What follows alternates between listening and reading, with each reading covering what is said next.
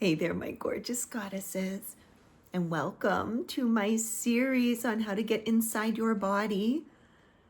I offer you the marble method, but I also offer you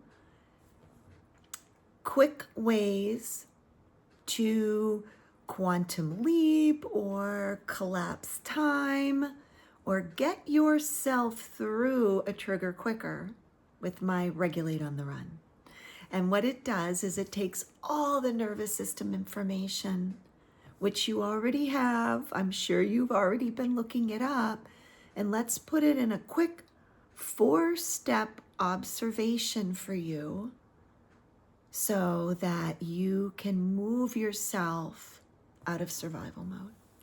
And I know I'm using words like survival mode, nervous system regulation, and the reason why I'm using these words is because we have been conditioned to live in survival mode. So as you're listening to this video, you are in survival mode.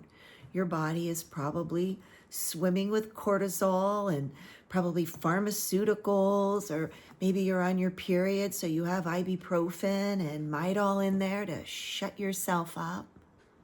And what we do is we miss important information. When we can sit back in our stillness and observe what's going on around us, we're going to learn everything we need to know about the people that are surrounding us. And we didn't learn that when we were little because we probably never saw a woman inside her body. We probably never saw a woman regulate herself other than be dangerous or scary or harmful to either herself or her children. We've never seen a woman be able to regulate herself through disappointment or regulate herself through sadness by crying and then be able to snap out of it. We have conditioned ourselves to live in that chaos, and then every once in a while we'll snap ourselves out of it and try to be genuinely happy. But it's hard to be genuinely happy when you have this low level of survival going on in your life. I'm going to give you a couple reasons why this is so important. And if you need a counselor to get trauma help, do it. If you have survived capital T trauma, get yourself the help. And for the rest of you that are like, well, I think I'm normal, the survival that we have adopted as normal is not normal. It's common, but it's not normal. What's normal is for a woman to be able to sit in her stillness without feeling guilt, without the stories on in her head that she's worthless, without people telling her she's lazy or she's a bitch.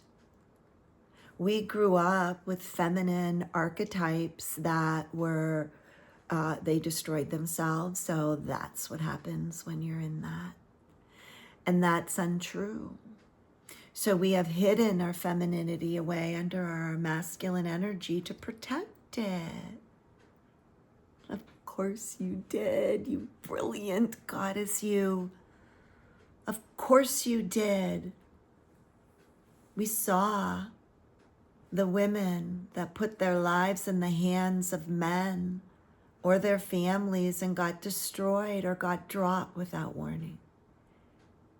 And that lives in our body, and not just from what we saw, but for generations of conditioning.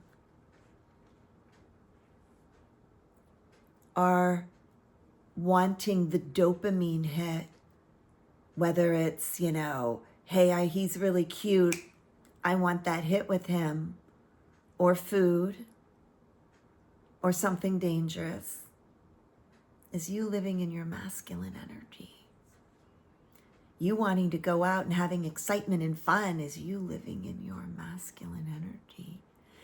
And yes, it is fun, but it's exhausting when you have to do it all yourself. When you have to get ready and go out, let's say at a dancing social, you had to put all your resource and time into taking care of yourself, and you go to a dance social and there's men there that think they can just hug you when you walk in the door. Hi, how you doing? No. No, no, no. And that is one of the first things I'm going to talk about today in this new series. Regulating your nervous system is number one, being able to sit in other people's uncomfortableness. When somebody else is feeling uncomfortable because you have cut your energy off, is called natural consequences of them neglecting you, or them abusing you, or them taking advantage of you. Their uncomfortableness is the natural consequences of you not feeding into that vibe anymore with your silence. It's you starving off the drama when people come up to you. Why are you angry at Dave? I'm not angry at Dave. And then let it go. You look beautiful tonight. Where did you go to dinner before the dance?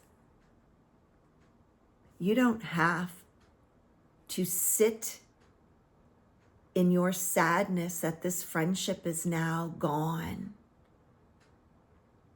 outside of yourself. You can hold that duality, hold the uncomfortableness of his feelings that he can't regulate. He needs you to regulate him. That's the boy energy. And I don't know what the end of this story is going to be. But after about a month of freezing him out, blocking him, and he's just a friend, we ended up dancing last night, not because he asked me, but because it was in the rotation. And the only thing he could say to me, thank you, angels, was, I don't know what to say to you. And I said nothing. Danced with him until the rotation was ready. Had fun, smiled, did some of my funky little moves that I know he doesn't get with anyone else. Because I know he can hold me in that move. But he will never see that move again unless he asks me to dance. So, how do I sit in that uncomfortableness? Yeah, that takes a lot of holding the pressure.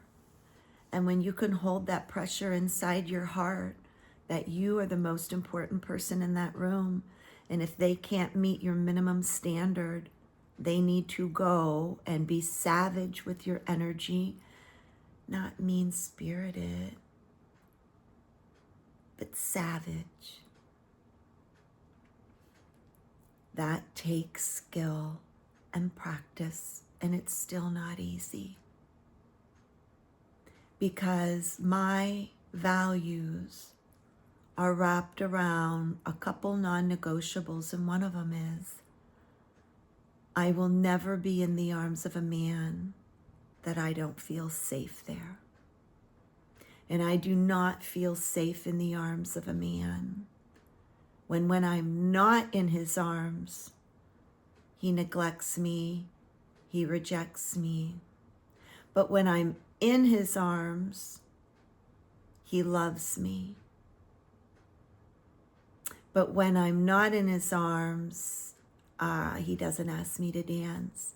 He doesn't do the things he says he's going to do.